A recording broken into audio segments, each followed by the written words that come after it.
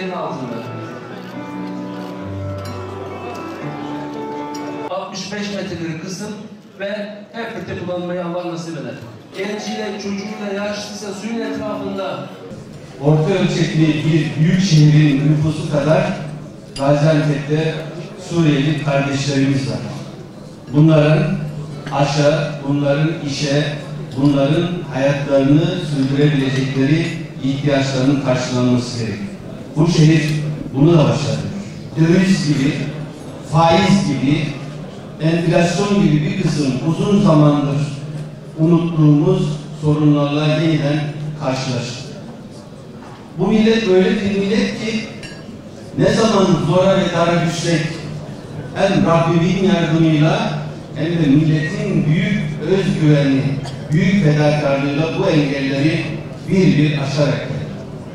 Evet, Ağustos ayında yapılan büyük saldırıya rağmen milletimizin dayanışması, devletimizin milletle bütünleşmesi ve hep birlikte bir dayanışma örneği vererek o krizi büyük ölçüde önledi. Hala bunun artçıları devam ediyor.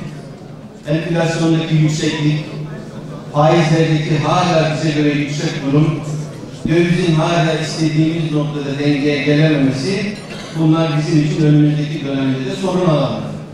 Ama millet iradesini ortaya koydu ki bütün bu krizlere rağmen bu millet bu sorunların üstesinden gelecek. Önceki gün Sayın Maliye Bakanımızla uzun bir görüşmemiz oldu. Kendisinin bize verdiği detaylı rakamlardan anlaşılıyor ki önümüzdeki süreç inşallah bizim için güzel günlerin yakın olduğunu gösteriyor. Arzu ettiğimiz bütün çözümler gerçekleşmedi. İstediğimiz en yüksek rakamlara, en yüksek oranlara belki ulaşamadık. Ama bütün bunlara rağmen bu ülkede bizim için iyi bir toplu iş sözleşmesinin temel hususlarını büyük ölçüde gerçekleştirdik. İmzaladığımız ve bugüne kadar imzalaya geldiğimiz toplu iş sözleşmelerde bir şeyi hedeflemiştik. O da neydi? İmzaladığımız sözleşmenin uygulamasının tam olarak yapılması. Zamların zamanında uygulanıp ve ödemelerin düzgün şekilde yapılması. İş yerlerinde iş barışının sağlanması ve birlikte toplu iş sözleşmemize sahip çıkmamız. Bunları biz büyük ölçüde bu şehirde gördük. Bu toplu iş sözleşmesinin bir an evvel sonuçlanması için çaba sarf ettik. Arkadaşlarımızdan inanıyorum ki, eminim ki bu toplu iş sözleşmesiyle ilgili beklentilerin büyük ölçüde gerçekleştiğini gördük. Eksiklerimiz var mı? Elbette. Bu toplu iş sözleşmesi bütün sorunlarımızı çözecek mi? Elbette değil. Bu toplu iş sözleşmesiyle bütün biz ihtiyaçlarımızı karşılayacak mıyız? Elbette değil. Ama şunu bilin. Bu toplu iş sözleşmesi bir fedakarlığın ürünüdür. Sendik olarak biz fedakarlık yaptık. Üyelerimiz olarak siz fedakarlık yaptınız.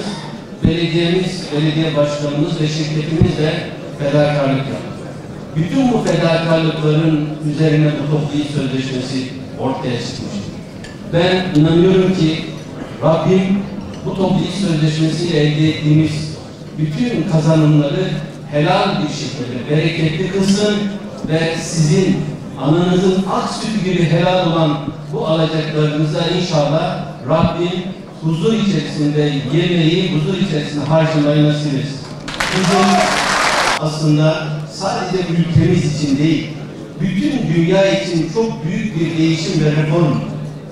Artık belediyemizde özellikle eleman temini için ihaleler yapılmıyor. Bundan sonra bu hizmetleri belediye çalışanları yapıyor. Belediyedeki şirketlerdeki arkadaşlarımız yapıyor. Gaziantep'te Gazi Bey'de bunu zaten önceden denemiş. Ama sadece bu arkadaşlarımızdan mütevellit değil Gaziantep. Yine taşeron şirketlerden belediyemiz bünyesine geçen arkadaşlarımız var. Onların da en kısa zamanda inşallah sendikal olup ve toplu sözleşme sisteminin içerisine dahil edilmesi için çaba sarf edeceğiz. Sayın Büyükşehir Belediye Başkanımıza da bunu arz ettim. Bu adaleti